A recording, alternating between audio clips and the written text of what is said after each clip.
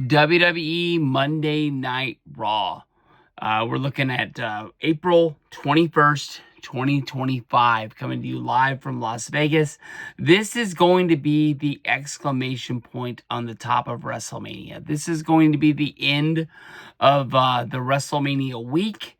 I used to talk a lot about my WrestleMania trips where I talked about like it was kind of like you come home from the Hall of Fame on Saturday, and even though like tomorrow is WrestleMania, it is the the moment of the trip, why you were there. It is the biggest point of like the biggest matches all set, but like this moment of like sadness falls over you because you've fallen over that halfway point of your trip and you realize that it's almost over. I know that when I went to WrestleMania, I got to hang out with Ravi, with Luke, with Mike, with Zach, with Miguel, and like it would be like an entire year and until you got to see them again. I know that like when I went to Ravi's wedding in Toronto and I saw Miguel, I told him like the moment I saw him, I cannot believe that I haven't seen you in 8 years. For the longest time, like me,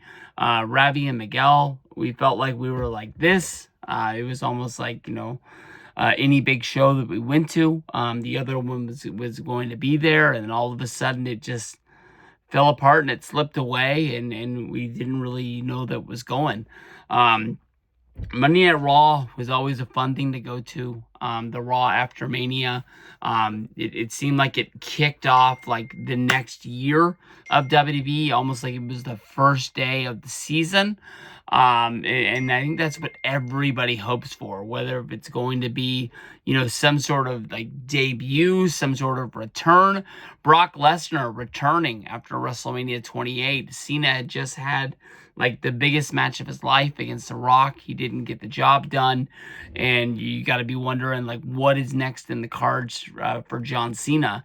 Brock just comes up and just kills him, left him laying right there in the ring. How many, like, Monday Night Raws did you see Cena get killed to the point where you're just like, I don't know what is going to happen? But, Brock was one of those guys that you put in the long list of Bruno Sammartinos, Randy Savages, the guys that just fell out with the company that you thought they were never ever going to return. And boom, there he was. And I mean, like, it wasn't just like a here today, gone tomorrow. He had like a 10-year run with the company where he wasn't there all the time, but he was there when they needed him, and he was in like most of the big matches on most of the big shows because he was one of the biggest names that they had.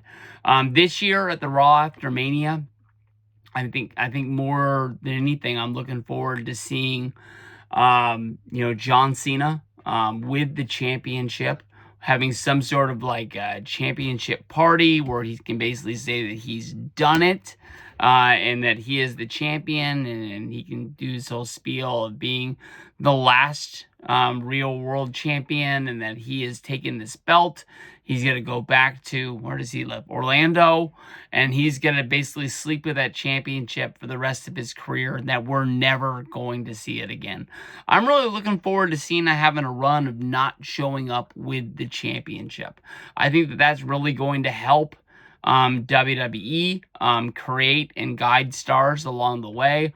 You go back to after WrestleMania, I guess that was on the road to WrestleMania 31. In between 30 and 31, when Brock was the champion, we went a long time, between SummerSlam and the next year's WrestleMania, when Brock just was not around. And Seth Rollins won the Money in the Bank briefcase, and he was always, yelling about he was going to cash in and become the next champion. The only problem was Brock wasn't there for him to cash in against. And, he came out there, and I don't think they really put the Money in the Bank briefcase on the line a lot, but I do think that, the matches were created around him being the Money in the Bank guy, and it was almost like the championship became the Money in the Bank briefcase, and that's almost what everybody was fighting for on Monday Night Raw. if they could do something like that, maybe they can do some sort of somebody coming out. As of right now, Randy Orton, he doesn't have a match at WrestleMania. Maybe if Orton doesn't have a match at Mania, he emerges from the shadows. I know that he's a SmackDown guy and not a Raw guy, but if Orton was able to come out and be the guy to challenge um, John Cena for the championship for an upcoming show. I don't think that Orton versus Cena is like the biggest match that WWE can put out. I think that people would really want to see a Cena versus Cody 2 after that, but I think that's something that they're going to have to like wait on because of the fact that I don't think you want Cody to keep losing matches for as long as they want the Cena run to happen. But I think it would cross a match off the list that I think a lot of people are wanting to see. I think a lot of people have memories of, Cena versus Orton, and although it seemed like they fought every Monday Night Raw, every SmackDown, every pay-per-view for years, I think that people are nostalgic for it, and they would want to see what's a 2025 Cena versus Orton match, one more last time. And that would be something fun. Braun Breaker, I think, is somebody that has a good chance of going into WrestleMania as a champion, but losing it. I mean, I guess if you really break it down, it's Scott Steiner style. He only has a 25% chance of winning this match because there being 4 people in his Intercontinental Championship match. And if he loses the title, does he like sulk in it, or does he just post his eyes on going after Jey Uso, who I think is going to be your World Heavyweight Champion at the time, and knowing that he's beat, Jey Uso for the Intercontinental Championship in the past, why not go after the World Heavyweight Championship and elevate yourself up the card? I think that's a really strong match that has a history, and it would make sense, him moving up so fast. I mean, I think he had a lot of fans, but I think that after him killing Carlito on Monday Night Raw, I really think that that's going to make that, go up the card even more. Finding out what is going down with Rhea, Bianca Belair, as well as, Io Sky. That's going to be something that it makes you want to follow. I know that they're not doing like a Raw shakeup or, moving people around as of right now.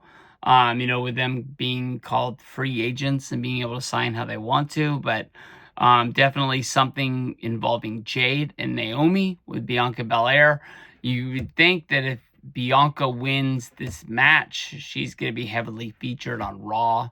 So does the whole storyline come with it, or is the storyline just done? Because I'm thinking that Jade is gonna, finish off Naomi, and then that's gonna roll into her going right after Bianca, and her being moved up the card. So that seems like fun stuff. I know that with Raw being on the West Coast this time of year, with the clocks moved back. I don't think it's going to be daylight when, it's all said and done.